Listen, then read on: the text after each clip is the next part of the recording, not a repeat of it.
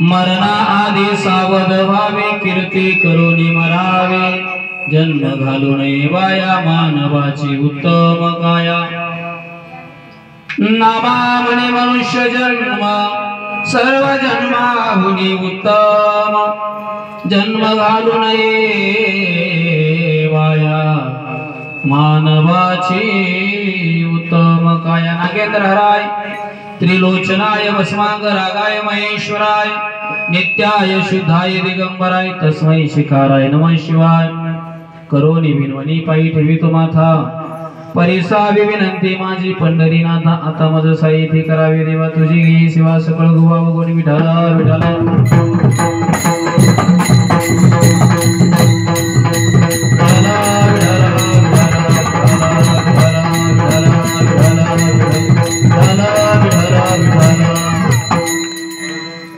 प्रस्तुत प्राप्त स्थळी प्राप्त प्रसंगी कीर्तन रूपी सेवेकरता निवडलेला अभंग अखिल कुट ब्रह्मांड नायक पंढरीशे पांडुरंग परमात्मा, पांडुरंग परमात्माचे एकनिष्ठ भक्त असणारे, भगवंताच्या जवळचे भगवंताचे लाडके भक्त नामदेव महाराज। नामदेव महाराजांचा 3 कडव्याचा अभंग आज आपल्या समोर सेवेकरता निवडलेला आहे। अभंग नामदेव महाराजांचा अभंग 3 कडव्यांचा आहे। या अभंगाच्या माध्यमातून नामदेव महाराज सांगतात, या ठिकाणी तुम्ही जन्माला आलात तरी कर्म करा की जेणेकरून आपली कीर्ती वाढेल, कीर्ती करुनी पुरावे। जो पवित्र नरदेव भगवान परमात्माने आपल्याला दिलेला आहे, हा नरदेव हा वायाला जाऊ देऊ नका, जन्म घालू नये वाया। का बरं? मानवाची उत्तम काया, सुंदर असं भगवान परमात्माने आपल्याला शरीर दिलेलं आहे। नामदेव महाराज सांगतात, सगळ्या जन्मामध्ये मनुष्य जन्म हा श्रेष्ठ आहे। नामा म्हणे मनुष्य जन्म, सर्व जन्माहुनी उत्तम। म्हणून इथं आलात ना, छान प्रकारे मरेपर्यंत जीवन जगा, चांगल्या प्रकारे राहा, असा अभंगाचा सरळ सरळ भावार्थ मी आपल्या समोर मांडलेला आहे। विठाला विठाला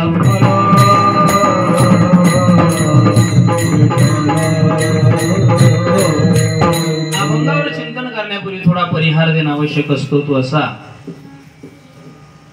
आज आपल्यातीलच स्वर्गीय कैलासवासी दादांचं नाव काय? बंडू दादा जाधव। त्यांचं आज उत्तर कार्य आणि उत्तर कार्याच्या कार्यक्रमानिमित्त या ठिकाणी येण्याचा हा योग केला की महाराज अशा प्रकारचा कार्यक्रम आहे, घ्यावा लागतो। त्या फोनला झाले 15 दिवस, नंतर काय रोज सारखे कार्यक्रम चालू असतात, लक्षात राहत नाही. बरेचसे लोक कीर्तनाच्या स्वर्धेंवर झाले. ते आले इकडं का आले? कारण बऱ्याचशा कीर्तनामध्ये बऱ्याचशा कार्यक्रमामध्ये हे त्या ठिकाणी असतात. त्याचप्रमाणे विठ्ठल मंदिरामध्ये राहिला शास्त्र सांगेल तसं तर तुमचं जगणं मुश्किल होईल. त्यामुळे इथं आलात ना स्वर्धेनं थांबतात. सेना महाराज सांगतात, संत सावता महाराज सांगतात, समयासी सादर व्हावे देव ठेविला तैसे राहावे. कलियुगामध्ये तुम्ही जीवन जगताय. कलियुगामध्ये कारण द्वापार युगामध्ये वागण्याची पद्धत वेगळी होती, भगवान परमात्मा प्राप्त करण्याची पद्धत वेगळी होती. सतयुगामध्ये, द्वापार युगामध्ये, त्रेतायुगामध्ये आणि आता कलियुगामध्ये भगवान परमात्मा प्राप्त करण्याचा मार्ग हा वेगळा आहे. सतयुगामध्ये, द्वापार युगामध्ये, त्रेतायुगात भगवान परमात्माला जर प्राप्त करायचं असेल तर साधना करावं लागायची, तपश्चर्या करावं लागायची, जंगलामध्ये जाऊन युगे तपश्चर्या करावं लागायची, तदनंतर भगवान परमात्मा भेटत होता.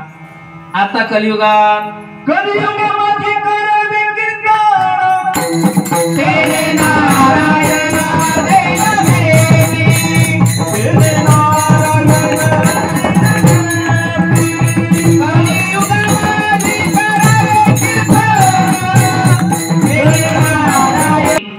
करावे कीर्तन तेने नारायण देईल भेटे. त्याने तुम्हाला भगवान परमात्मा भेट दे. मग का महाराज घातलं पाहिजे का?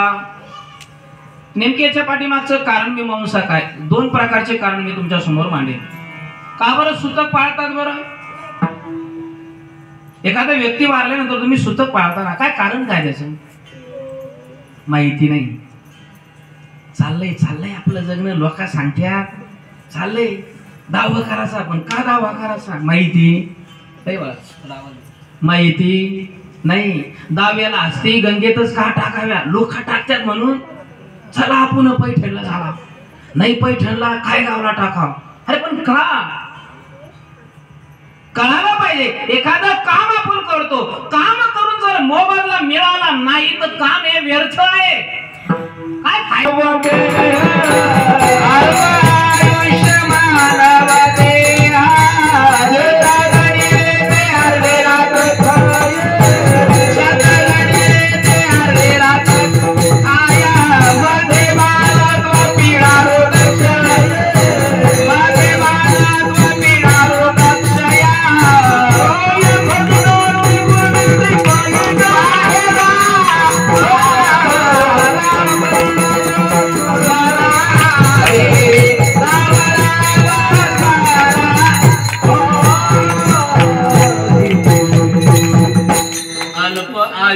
मानव देह, माणसाला अल्प आयुष्य दिलेलं आहे. त्याच्यामध्ये 100 वर्ष आहे. ऐका, 24 घंटे आहेत आपल्याकडे. 24 घंट्यामध्ये 12 तास कशाचे? दिवसाचे, रात्रीचे. कळतं ना माझं बोलणं? 24 घंटे आहेत झोपाचे आणि 12 घंटे काम करायचे. आपण किती वेळ काम करतो? आता 12 घंट्यातले सकाळचे 4-5 घंटे याच्यात गेले त्याच्यातले राहिले किती? 12तले 4 गेले, खाली किती राहिले? 8 घंट्यामध्ये 1 तास जेवण्यासाठी गेला, खाली किती उरले? 7च राहिले. 7 घंट्यामध्ये तुम्हाला काय रोज द्यावा? एखादा व्यक्ती शेतामध्ये कामाला गेला, किती वाजता शेतामध्ये लोक कामाला जातात माऊली? 10-11ला. बघा गंमत कशी आहे. आता शेतामध्ये जर 2 मावल्या कामाला चालल्या, एक मालकीन आहे आणि एक रोजंदारी. शेतामध्ये चालली तर पुढे कोण चालती? मालकीन चालती का रोजंदारी? मालकीन पुढे चालती आहे की नाही? रोजंदारी माग बरं एकटी रोजंदारी नाही चालत, तिच्या माग बकरी राहते, बकरीच्या माग शिपुरड्या राहते, बारीक पिल्ल. ते मालकीन म्हणते बाई चालना पटकन. आपला वेळ किती राहिला याच्यासाठी सांगतोय, उदाहरण देतोय. विडाला मालकीन म्हणते बाई चालना पटकन. 11ला वावरामध्ये गेले. 11ला वावरामध्ये गेल्यानंतर लगेच कामाला लागतंय का? नाही. ते थांबाना, त्या बकरी बांधू द्या ना. बकरी बांधते, तिच्याच शेतात जायचं, तिच्याच बांधाला बकऱ्या चारायच्या. पुन्हा दुपारी कामाला लागता 12 वाजले. 7 घंट्यातले 1 तास तुमचा कामाला लागता लागता गेला. आता किती राहिले? 6 घंटे. बघा 6 तास राहिले. 6 तासामध्ये दुपारी 2:30 वाजले की काय होतं? जेवणाची सुट्टी. जेवण म्हणता म्हणता ते डबे काढता काढता भाकरी बांधता बांधता जेवण करता करता 1 तास गेला. 6 घंट्यातले पुन्हा जेवणाचे 1 तास गेला. राहिले किती? 5 घंटे. हो की नाही? 5 घंटे झाले. संध्याकाळी 6 वाजता दिवस मावळतो. 5 वाजत नाही तर रोजंदारणीचा हात काय होतो? थोडा ढिला पडतो. बरोबर आहे की नाही? असं करता करता पाहते आता दिवस कस काय कोण लवकर मावळायला लागला. बघा गंमत कशी असते. राहिले किती? 4च तास आपण इमानदारीनं काम करतो. तसं हे जीवन जगण्यासाठी अल्प आयुष्य आहेत आपल्याकडं. 100 वर्ष आहेत. 100 वर्षामधले 50 वर्षे गेली झोपामध्ये. राहिले 50 वर्ष. 50 वर्षामध्ये लहानपण गेलं खेळता, तरुणपणी विषयी व्यथा, आणि राहिले म्हातारपण आलं शेवटच्या काळामध्ये. वृद्धाप काळामध्ये आपल्याला काही करता येत नाही. म्हणून काही काळ आहे, हे 10-20 वर्ष आहे. त्या 10-20 वर्षामध्येच या शरीराकडनं काही सत्कर्म होईल ते करण्याचा प्रयत्न करा. कलियुगामध्ये आपल्या गावची दिंडी जाते. गेलं पाहिजे पंढरपूरला. पण का? सखूबाई चालल्या म्हणून ठकूबाई निघाली. ठकूबाई निघाली म्हणून वाचात्या निघाल्या. वाचात्या निघाल्या म्हणून समित्र आत्या चालल्या. समित्र आत्या निघाल्या म्हणून बाकीचे. असं जाऊ नका. पंढरपूरला का जावं? तर ऐका. हरी माणसाला इथं आल्यानंतर सगळ्या माणसाला सुखाची अपेक्षा. का पंढरपूरला जावं? अजून 10वं का करावं? 13वं का करावं? हे सांगतोय मी. पंढरपूरला गेल्यानंतर काय होईल? सगळ्याला अपेक्षा सुखाची आहे. पण या जगात सुखी कोण आहे सांगा?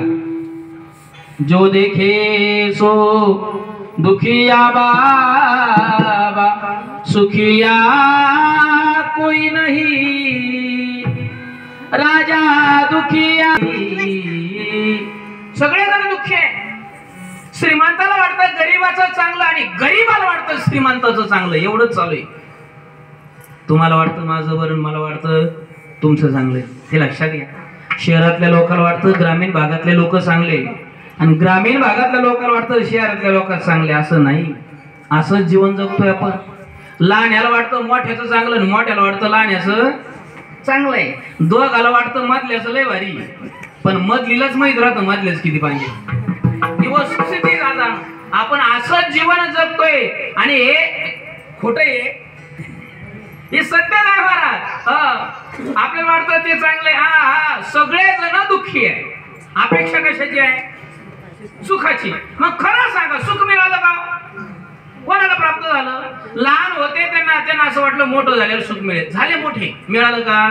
नाही. मग असं वाटलं लग्न झाल्यानंतर सुख मिळेल. झालं लग्न झालं, मिळालं सुख?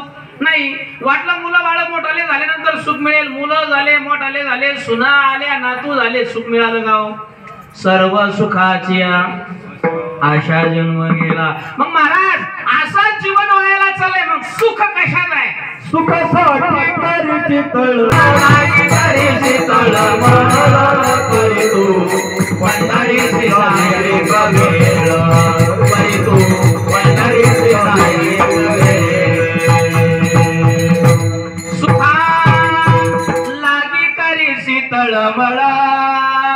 सुखा लागी तळमळ करतो. मग काय कर? तरी तू पंढरीशी जाय एक वेळ, जेणे तू अवघाच सुखरूप होशी. जन्मोजन्मीचे दुःख विसरसी. तुझ्या पाठीमाग जे भवरोगाचं दुःख लागलेलं आहे, हे दुःख नाहीसं व्हावं असं वाटत असेल तर पंढरपूरला गेलं पाहिजे. कळालं? मग दावा का करावा? हस्तिगंगेत का टाकाव्या? तर ऐका. आपण हिंदू धर्मात जन्माला आलो. हिंदू धर्म 6 शास्त्र 18 पुराणावर चालणारा धर्म आहे. आणि या 18 पुराणामध्ये एक पुराण आहे, त्या पुराणाचं नाव गरुड पुराण. आणि गरुड पुराणात उल्लेख आला, एखादा व्यक्ती वारल्यानंतर त्याचं लगेच तो काही वरती जात नाही. मी सांगत नाही बरं, शास्त्र सांगते. 13 दिवस तो आत्मा या ठिकाणी राहतो.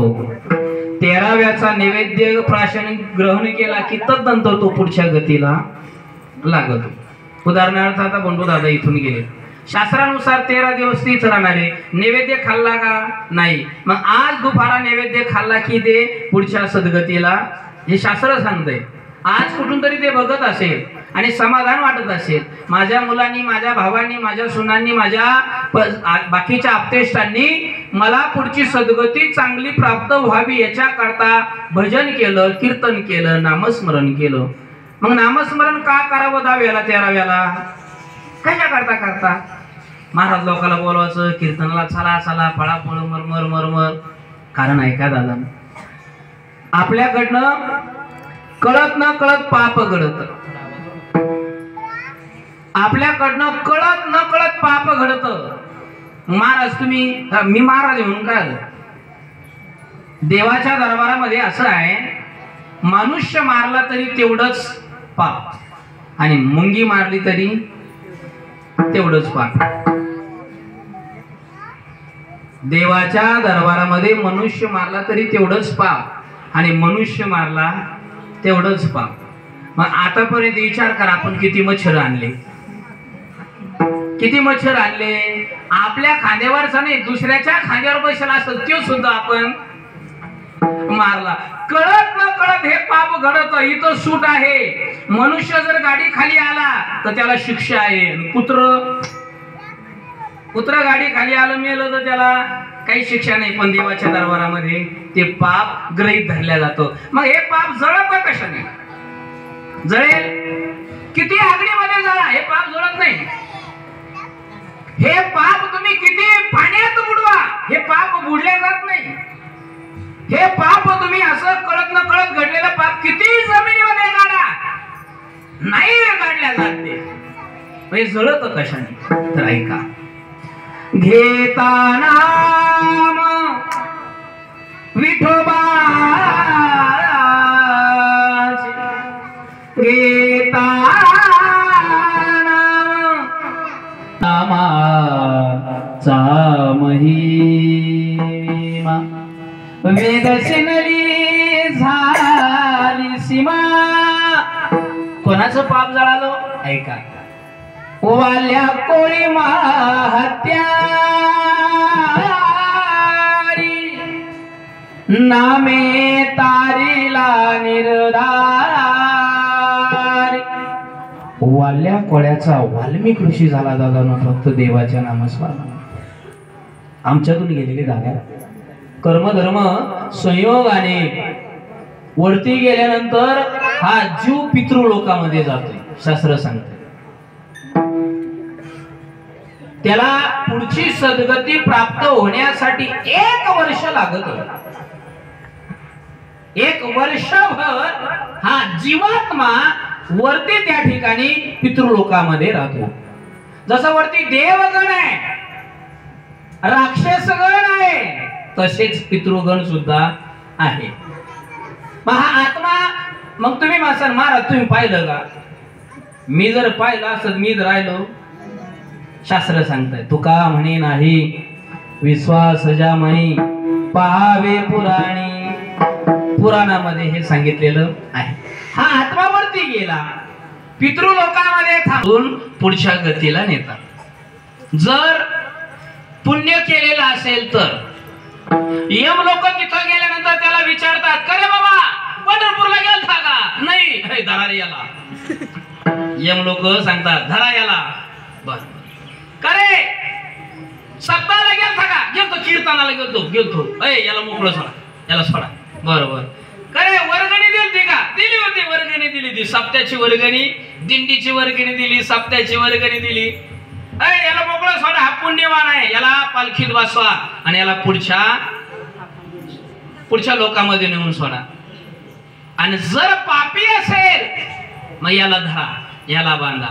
पुरावा देतो, मारिती, झोडीती, तोडीती, निष्ठूर, यमाचे किंकर बहुसाल. ते असणारे यम लोक या पापी जीवात्माला मारतात आणि मारत असताना त्याला भूक लागते.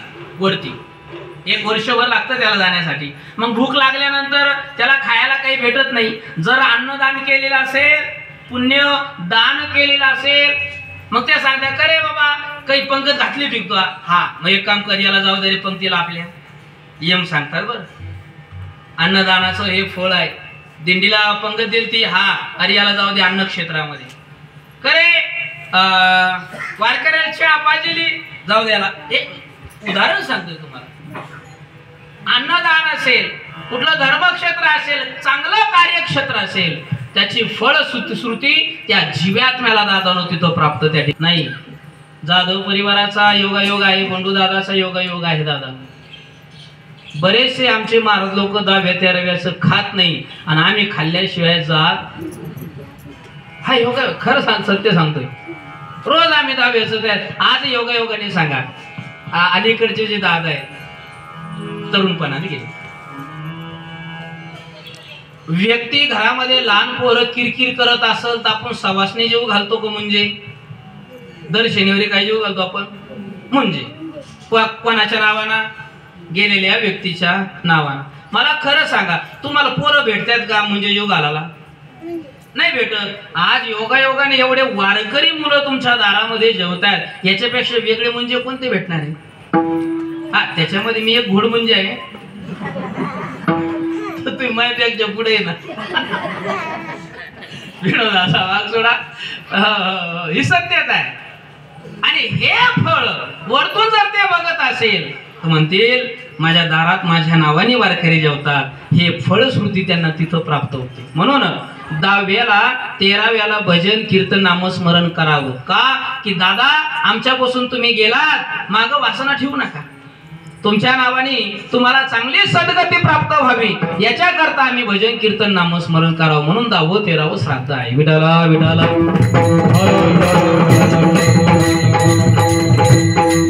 त्या अनुषंगाने नामदेव महाराज सांगतात, इथं आलात ना सगळे जण मरणार. सगळे. आम्हाला या जगामध्ये कोणीच नाही. कोण कोण मरणार? लहान मरू शकतो, तरुण मरू शकतो, वृद्ध सुद्धा मरू शकतो. जन्माला आल्या कोण कोण मेलय? नौ भी जब का अजब तड़ा खावे तो क्या जाने लड़कावे. कोण कोण मेलय? 9 भी मर गए, 10 भी मर गए सहस्राठ्यांशी. 33 कोटी देवता मर गए, पडे काल की फाशी. मरावं प्रत्येकाला लागणार आहे, पण कोणाला मारा वाटते? कोणाला मारा वाटते सांगा ना. मारावं वाटत नाही आणि मेल्याशिवाय पर्याय नाही. खरं सांगा विनयकरी बाबा, मारा वाटतं का? मारा वाटत नाही, मग इथं राहणार आहे का? मारा वाटत नाही, इथं राहणार सुद्धा. घाबरू नका तुम्ही. आमचे जवळचे संबंध, प्रेमाचे संबंध असल्यामुळे एवढ्या हक्काने त्यांना बोलतो. विठाला विठाला.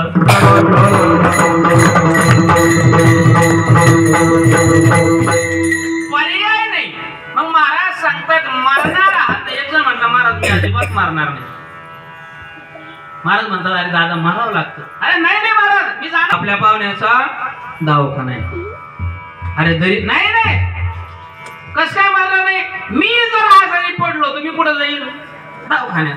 दवाखान्यामध्ये गेल्यानंतर मला चिठ्ठी काढायचं काम आहे का? नाही. मला फॉर्म भरावा लागणार आहे का? नाही. बिल भरावं लागणार का? नाही. माझ्यासाठी एसी वगैरे रूम सगळे तयार आहे. आणि योग याचा पूर्ण भरोसा त्या पाहुण्यावर. योगायोगाने हा आजारी पडला आणि त्या दवाखान्या पुढे गेला. दवाखान्यामध्ये शहरात फार मोठा दवाखाना आणि त्या दवाखान्यासमोर त्या दिवशी फार गर्दी जमलेली. हा त्या ठिकाणी गेला आणि गर्दी पाहून विचारला त्या ठिकाणी वॉचमॅनला, अरे बाबा एवढी गर्दी कशी आहे? त्या वॉचमॅनने सांगितलं या दवाखान्याचा जो सगळ्यात मोठा मालक आहे, डॉक्टर आहे, ते डॉक्टरच रात्री झटक्या ना. याचा भरोसा ज्याच्यावर तेच रात्रीच्याला. सांगता येत नाही दादा, सांगता येत नाही. म्हणून इथं आलात ना महाराज सांगतात कसंही मरू नका, सावध राहा. अभंगाचं प्रथम करू.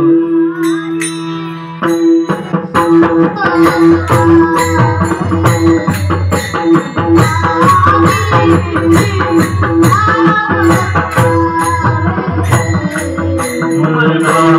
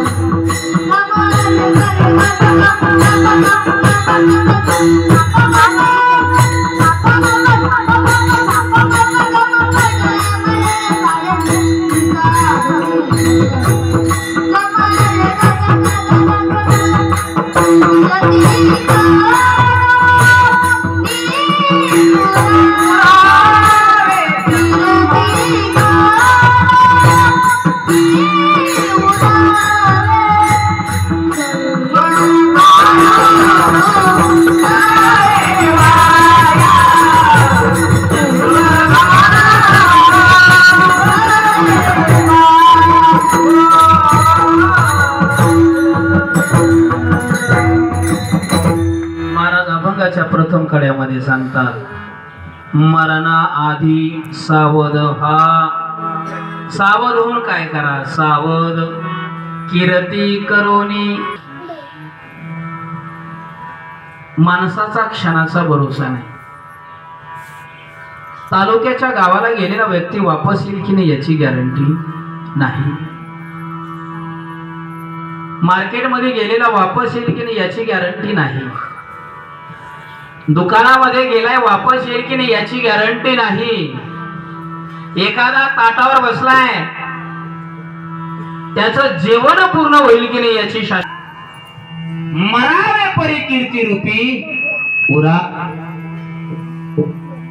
आपली कीर्ती अमर राहिली पाहिजे. छत्रपती शिवाजी महाराजांना जाऊन इतके वर्ष झाले, आज त्यांची कीर्ती आहे. अनेक संत होऊन गेले, त्यांची कीर्ती आज तागायत त्या ठिकाणी आहे.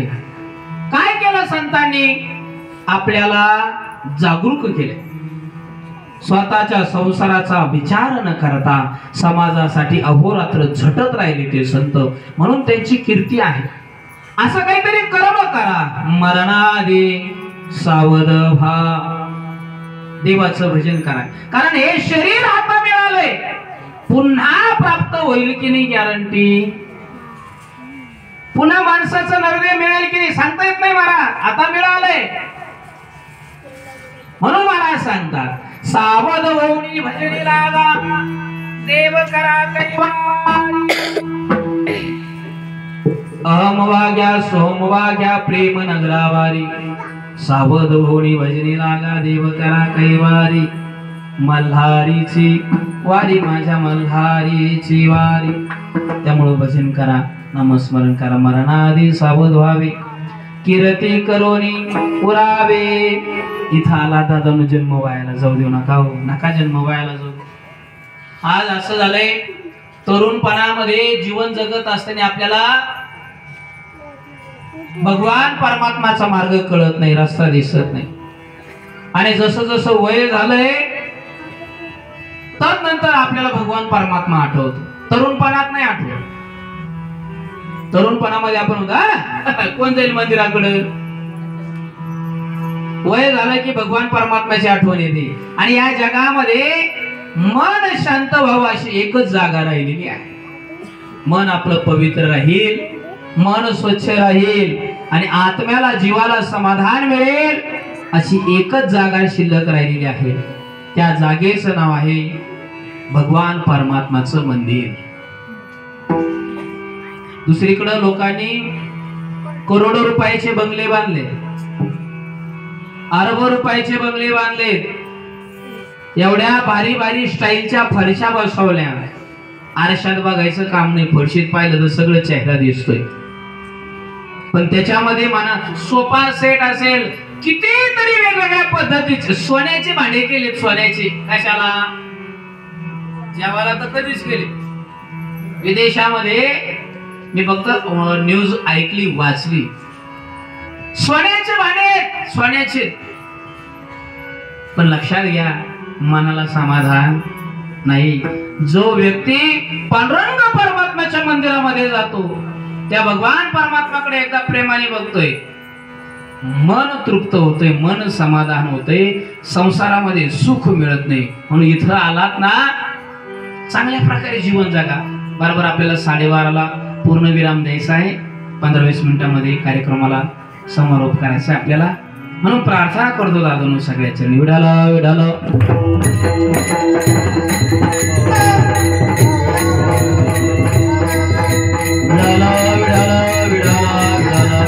म्हणून महाराज सांगतात मरणादे सावध व्हावे.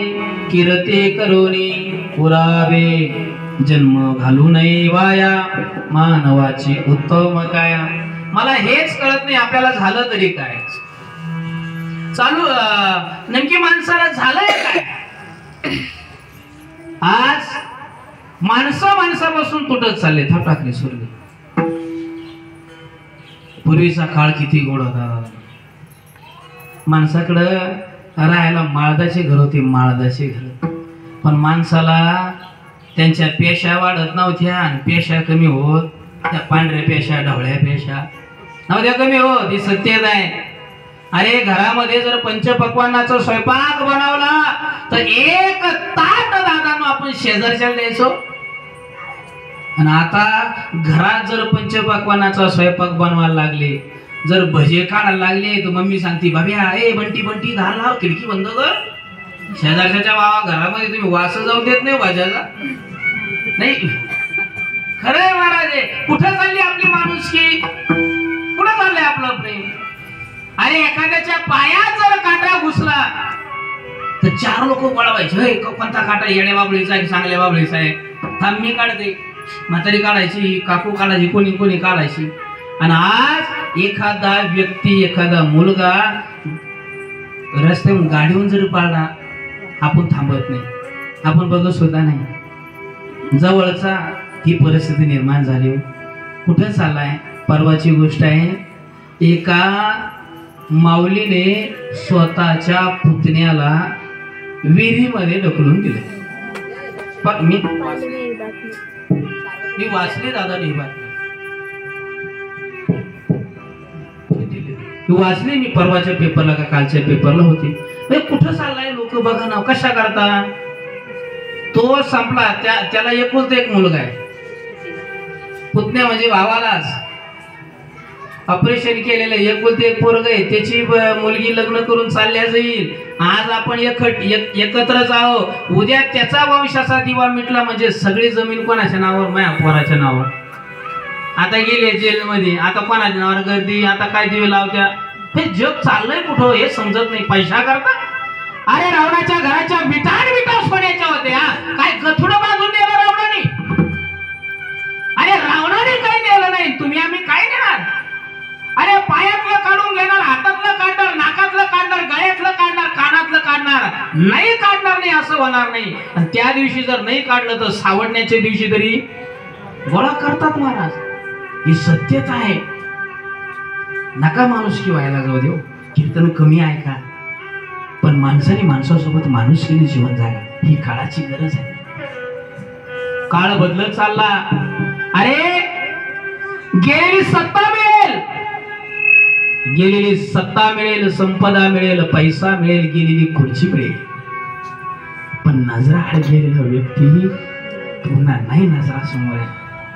हे बघा, गाडीतून उतरलेला व्यक्ती पुन्हा गाडीत बसू शकतो, पण मनातून उतरलेला व्यक्ती, हृदयातून उतरलेला व्यक्ती नाही पुन्हा हृदयात मनामध्ये बसू शकतो. नाही नाही. चांगले चांगले सोन्यासारखे माणसे गेले हो, चांगले. या मागच्या 2 वर्षापूर्वी या लॉकडाऊन काळामध्ये, कोरोना काळात कितीतरी सोन्यासारखी माणसं गेले.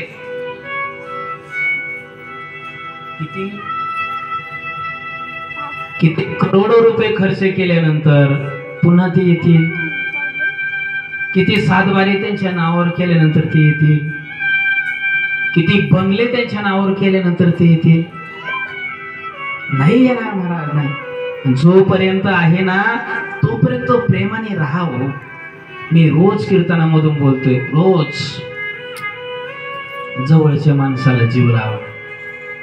हे पहा, लांबचे नाही येत बरं का, मला नाही येणार, पण जवळचे महाराज आपला धीर सोडत नाही. आणि आज परिस्थिती अशी झाली, लोक जवळच्या माणसाला सांभाळत नाही आणि लांबच्याला 2-2 घंटे फोनवर बोलल्याशिवाय. जे करून भाऊ कामाला येतील ते करून लांबचा साडू, लांबचा दाजी कामाला येणार नाही, हे लक्षात घ्या. काळ्या दगडावरची त्या टायमाला आता तुझा भाऊ बोलणार नाही, पण संकट येतील त्या टायमाला आता जे बोलतात ते फोन स्विच ऑफ करतील. जो भाऊ कधीच बोलत नाही ना, तो त्या टायमाला, संकटाच्या टायमाला धावून आल्याशिवाय दिवस पळत येतो लाज काज. हे माझ्या अनुभवाचे बोल आहे दादा. सत्य आहे पण कटू आहे, पण हे सत्य आहे दादा. कितीतरी उदाहरणे, कितीतरी अनुभव या जगाच्या पाठीवर मी रोज घेतोय, रोज रोज. म्हणून प्रार्थना आहे, नजरा आड गेलेला व्यक्ती नाही दादा नजरे पुढे येणार नाही. नाही नाही नाही. माझ्या माता मावल्या या बंडू दादाचा होतोय काही. ज्या कुटुंबातला करता व्यक्ती जातो, ज्या कुटुंबातला मुख्य व्यक्ती जातो ना, त्यावेळेस त्या कुटुंबाला विचारा दादा ते दुःख काय असतं ते कळत नाही. लांबच्या लोकांना नाही कळत. अरे जोपर्यंत आपल्याला ठेस लागत नाही तोपर्यंत आपण खाली बघत नाही. आणि ज्या दिवशी आपल्याला ठेस लागली ना, किती वरती सोनं लटकेल असू द्या, आपण वर नाही पाहत, खालीच पाहतो. का तर आपल्याला ठेस लागलेली आहे. एक मित्र माझ्या समोर काल दुःख व्यक्त करायला लागला. काय कारणास्तव दुःख व्यक्त करायला लागला? म्हणलं करे आता का काय दुःख असतं ते सत्यता आहे. रोज अनुभव ऐकतोय मी रोज. त्या व्यक्तीला पाय नाही ना दादा, त्याला पायाची किंमत विचारा. ज्याला हात नाही त्याला हात विचारा, ज्याला डोळा नाही त्याला डोळा विचारा. आणि ज्याच्या जीवनातले आई वडील गेले त्याला ते आई वडील जाण्याचं दुःख काय असतं. ज्या माणसाच्या जीवनातली पत्नी वारली त्याला पत्नी जाण्याचं दुःख विचारा.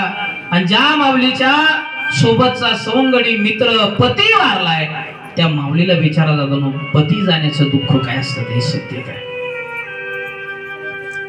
बाकीचे म्हणतील आम्ही तुझ्या भावासारखे, बहिणीसारखे, आईसारखे, पण सत्य आई सारखी आहे पण आई नाही, बापासारखी आहे पण बाप नाही. जोपर्यंत आहे रात्री 2 वाजता जर लाईट येणार असेल, आमचा शेतकरी बाप 2 वाजता वावरात जातो, रात्रभर पाण्यामध्ये उभा राहतो. इथं माझ्या माता मावल्या बसल्या.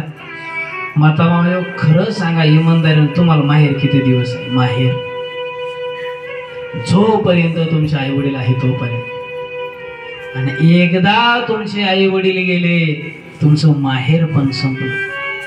किती माहेर तुमचं सोन्याने नटलेलं असू द्या, पण जीवनातले आई वडील गेले. आई वडील असेल तोपर्यंत ती मुलगी आईच्या पदरा आड लपते, वडिलाच्या पाठीमाग लपते. पण एकदा का घरातलं हे 2 पात्र निघून गेले, त्या माऊलीला दादोनं पोरक होतं माहेर. पोरक ही सत्यता आहे. मुद्दा सांगतो, शिवेला पूर्णविराम देतो. त्यातल्या त्यात बापाचं प्रेम सगळ्या कुटुंबावर असतं. बापाचं प्रेम कळत नाही महाराज. आईचं प्रेम दिसतं पण बापाचं प्रेम दिसत नाही. अरे आनंद झाला तर बापाला हसता येत नाही आणि दुःख झालं तर रडता येत नाही. बापाला माहित आहे, अरे जर मी जास्त हसायला लागलो तर घरातला एक ढासळून जाईन एक वजन. आणि रडायला लागलं तर हे लोकांना कोण सांभाळणार. त्याला दुःख झालं तर रडता येत नाही, आनंद झाला तर हसता येत. मुलाला जर कुठं नोकरीला लागायचं असेल तर सगळ्या अधिकाऱ्याच्या पाया पडतो. बरं, एखाद्या रस्त्याने जाता जाता मुलगा गाडी चालवतोय, वडील पाठीमागे बसलेले आहे, पोलिसांनी गाडी अडवली, मुलगा काहीतरी 2 शब्द त्या साहेबाला वेगळे वाकडे बोलेल, पण पुन्हा तो बाप उतरण त्या साहेबाच्या हाजरवर, साहेब जाऊ द्या पोराकडून चुकी झाली बरं, काहीतरी बोलला असं. ही सत्यता आहे महाराज. कुटुंबाचं दुःख पण जोपर्यंत आहे तोपर्यंत नाही. अरे कसा असू दे आपला बाप, दारामध्ये बसलेला असेल, वसरीत बसलेला असेल, वाट्यावर बसलेला असेल, असं वाटतं माझ्या पाठीमागं कोणाची तरी ताकद आहे. आणि ज्या दिवशी महाराज ही ताकद निघून जाते त्या दिवशी पोरक होतं महाराज. मुलगा पोरका होतो. ही सत्यता आहे. ज्या टायमाला बापाचं प्रेम मुलीवरती पण खूप असतं बघा. ज्या टायमाला वडिलाला काही दुःख झालं, वडील कोणाला सांगत नाही, बापाची नजर मुलीवरती गेली, मुलीची नजर दादानं बापाकडे बघितलं, लगेच लक्षात येतं आपल्या बापाला काहीतरी दुःख आहे, वडिलांना काहीतरी दुःख आहे. ही सत्यता आहे. ज्या टायमाला मुलीचं लग्न लागतं, जो बाप आयुष्यभर कोणापुढे वाकला नाही, मुलाचं लग्न असेल, मुलीचं लग्न असेल, तो बाप दादानं मुलाच्या लग्नाच्या टायमाला सगळ्या भाऊकीकडे जाऊन हात जोडतो, यावर पोराच्या लग्नाला या असं म्हणत राहतो. काय याच्या पाठीमागं दुःख झाले असेल, माझ्याकडनं चुकलं असेल, क्षमा करा असं म्हणणार ते पात्र असते. अरे मुलीच्या लग्नाच्या टायमाला वऱ्हाडी मंडळी येईपर्यंत बापाला नवीन कपडे नसतात. त्याला वाटत नाही का आपण नटावं, सजावं, हिंडावं, पण नाही. मंडपवाल्याच्या पाया पडेल, ब्राह्मणाच्या पाया पडेल, सगळ्या भाऊकीच्या पाया पडेल. आम्ही ते पात्र विसरून जातो. ते पात्र आमच्या नजरेत जात. मंगलाष्टक सुरू होतात. अरे आईच्या शेजारी तिची जाऊ बसलेली असते तिला धीर द्यायला. पण मला सांगा, कोणत्या बापा शेजारी त्याचा भाऊ बसलेला असतो. एकटा हिंडत राहतो महाराज, सगळं दुःख पचत असतो, सगळं दुःख पचवत असतो. पण नाही आम्हाला लवकर लक्षात येते, त्यांची किंमत नाही लक्षात येते. मंगलाष्टक सुरू होतात. बापाचं हृदय भरून येतं. अरे जे लेकरू तर हाताच्या फोडासारखं जपले, आज ते कोणाच्या तरी स्वाधीन करायचं. काय सांगावं, पाहुणा कसा निघतोय. आणि ज्या दिवशी बापाला दुःख कधी होतं, ज्या दिवशी बापाला कळतं आपल्या मुलीला जवायाने दारू पिऊन मारलं, त्या दिवशी सगळ्यात मोठं दुःख दादानं त्या बापाला होत असतं. पण नाही बोलून दाखवत. म्हणून प्रार्थना आहे, पंढरपूरला जाता आलं जा, नाही जाता आलं जाऊ नका. आळंदीला जाता आलं जा, नाही जाता आलं जाऊ नका. परंतु घरात असणारे आई वडिलाचा अपमान होईल असं जीवन जगू नका. काही लागत नाही महाराज या लोकांना. गोडभर छान चतकुरभर भाकर लागते.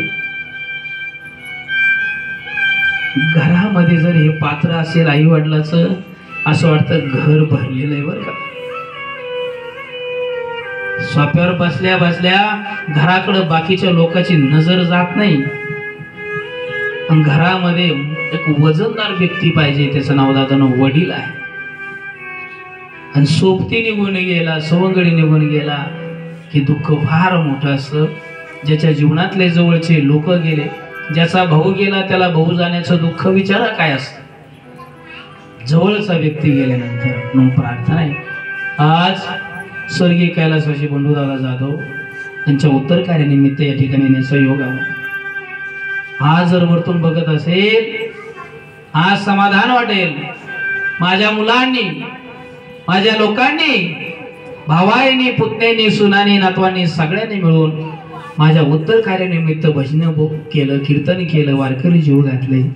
जाता जाता आशीर्वाद देऊन जाईल. परहो जा, तुमच्या जीवनामध्ये तुम्ही सुखाने आनंदाने जीवन जगा. माझी कुठल्याही प्रकारची वासना मी पाठीमागं ठेवणार. हे प्रेम त्यांचं. का बोललो दादा मी? कारण मी ज्या टायमाला संस्था चालवतो, 100-150 विद्यार्थी माझ्याकडे असे आहेत. त्याच्यामधले एक 10-5 विद्यार्थी असे आहेत, कोणाला आई नाही तर कोणाला वडील नाही. असे सगळे नाही बरं, एक 10-5. कोणाला आई नाही तर कोणाला वडील नाही. कोणाला वडील आहे तर आई नाही, आई आहे तर वडील नाही. कोणाला दोन्ही पण आहे पण काही कामाचे. महाराज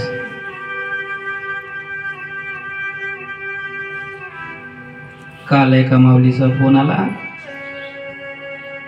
खरं बाबा का बरं उडून राहिला म्हणे, बाकीचे पोर रक्षाबंधनला चालले. आम्हाला सुट्ट्या नाही, रक्षाबंधनला पळायला सुट्ट्या आहे. कोण बोलतो? आणि मम्मी बोललो. आम्ही काही जास्त घरातली चौकशी करत नाही, कोण आहे काय आहे कसं. बोलता बोलता विचारलं, म्हणलं काय ताई, याला तर याच्या मामाने आणून सोडलं, तुम्ही तर आतापर्यंत आल्या. बघा कसं दुःख असतं. तुम्ही आतापर्यंत आल्या नाही, याचे वडील आले नाही. मी विचार म्हणजे माझा बोलण्याचा राग येऊ देऊ नका, पण मला माहिती असावं म्हणून मी तुम्हाला विचारलं. त्या माऊलीने आनंदाने सहज सांगितलं, म्हणजे महाराज त्याच्या वडील एकाकडे राहतात आणि मी एका बाजूला राहतो. पहिलं वडील एका बाजूला, तुम्ही एका बाजूला, पोराला मामाने आणून सोडलं, कळालं नाही. आणि 4-5 वर्ष झाले आमचं वाद झाला. ते दारू पितात, त्यामुळं ते त्यांच्या पद्धतीनं. मी माहेराला आले, दुसरं लग्न केलं, मी चालले गेले. म्हणलं मग आता हे पोर आहे म्हणे मामा. महाराज मामा मामा राहतो बरं, काकू काकू राहते, काका काका राहतो.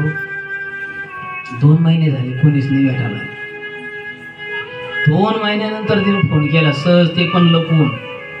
मनाला वाटत नसेल का हो त्या लेकराला बाकीच्या मुलाचे वडील आले आपले सुद्धा वडील यावे, आपल्याला भेटावं. कोणाची आई आली, आपली सुद्धा आई भेटायला यावी. ज्या टायमाला ज्या व्यक्तीच्या जीवनातले जवळचे लोक निघून जातात, आई वडील, त्यालाच ते दुःख कळतं. म्हणून प्रार्थना आहे, भगवान परमात्मा पंढरपूरला आला पुंडलिकाला भेटायला. पुंडलिक आई वडिलाची सेवा करत होता, तेवढंच त्यांना करा. फक्त त्यांना विश्वासामध्ये घ्या. आई वडिलांना, बाबा मुलाचं लग्न करायचंय, अमुक गावचे पाहुणे कसे, एवढं म्हणा, तुमच्या मनाने तुम्ही करा. 10 वर्ष शिल्लक जगल मनुष्य. माऊली असेल, आई, अक्का, आत्या, मा, अमुक अमुक गावचं असं असं करायचंय, तसं एवढं म्हणा, तुमच्या मनाने करा. 10 वर्ष मनुष्य शिल्लक जाईल. आता हे जे मला या ठिकाणचं मानधन मिळतंय, या मानधनामधून काय करतोय मी? याच जे निराधार पोर आहेत, कोणाला वही, पेन, पेन्सिल, कपडा लागता, हे त्या ठिकाणी द्यायचे. मुलांना संस्थेवरती RCC रूमा तयार केल्या, त्यांना राणी मुलांसाठी केली. या मानधनामधून हे सगळं काही करायचं. बाहेर गेल्यानंतर लोक सांगतात, महाराज तुम्ही हे कार्य करताय, चांगलं आहे, धर्माचं कार्य करताय. आमच्याकडनं फुलाची पाकळी म्हणून काहीतरी सहकार्य करतात, अन्नदानासाठी सहकार्य करतात. इच्छा असेल कीर्तन झाल्यानंतर अवश्य सहकार्य करा.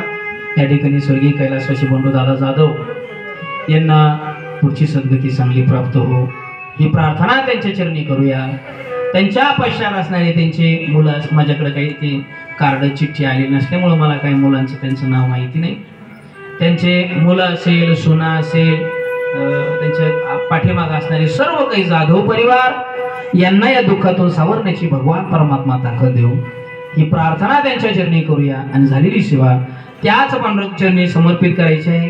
तत्पूर्वी एकदा मोठ्या प्रेमाने पांडुरंगाचं भजन करून एक 5-10 मिनिटात सेवेला पूर्ण विराम. विठोबार कुमाई, विठोबार कुमाई, विठोबार कुमाई, हरे विठोबार कुमाई, हरे विठोबार कुमाई, विठोबार कुमाई, विठोबार कुमाई, विठोबार कुमाई.